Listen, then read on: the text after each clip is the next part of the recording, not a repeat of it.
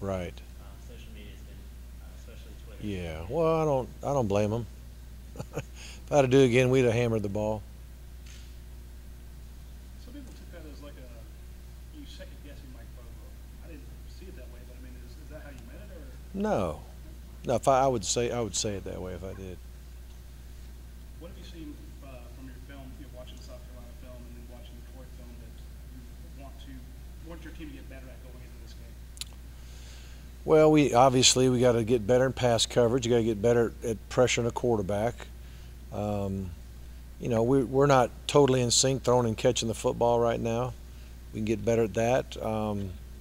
Even though we've run the ball pretty well, there's some runs we don't block very good at all, and there's some runs we block beautifully. So, um, just everything across the board we need to get better at. And but that was true after the Clemson game as well. I mean, when you watch film, you see things that could be better.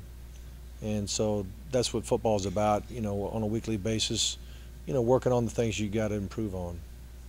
I just said you guys kind of switched up your practice schedule, going red zone on Monday. Hmm. Without giving anything away, what's the rationale there, the reasoning there?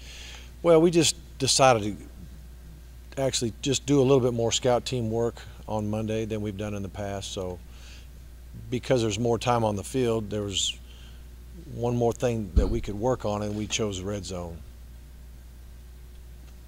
When it comes to the red zone, you have so many options. It was posed this week that maybe it's a little analysis paralysis. You have a lot of different weapons in the red zone. Mhm.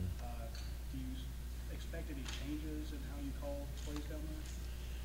Well, I've been calling plays I call plays at least 10 years of my career, and been observing it, before and after I've been calling them. And play calling is a little bit overrated. What's important is the execution of the play that you call. So that's the critical thing. If you execute what's called, then you got a chance to score. Now, you've had some situations where you've lost to South Carolina but still achieved your goals. You've had this speech, I'm sure, with this team, Hmm. the same speech you've had in years past. What were you telling the guys? Was there any different message this year than in years past when you were down one?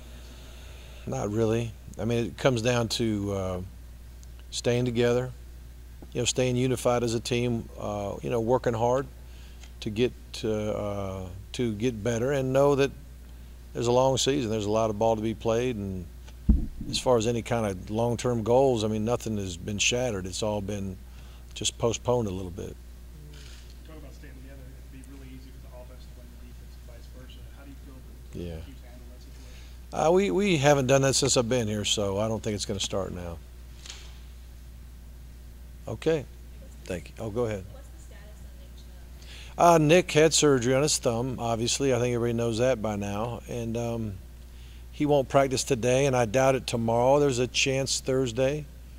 But he's the kind of guy that if he woke up Saturday morning and felt good enough, we may hand him the ball a couple times, But it's kind of day to day. But I would say the first shot at him practicing, the first shot at him practicing would probably be Thursday. What about maybe Justice Scott Wesley, Rump, or Malcolm Mitchell? I don't see them this week. Not No, any of the three? no, sir. All right. Yep.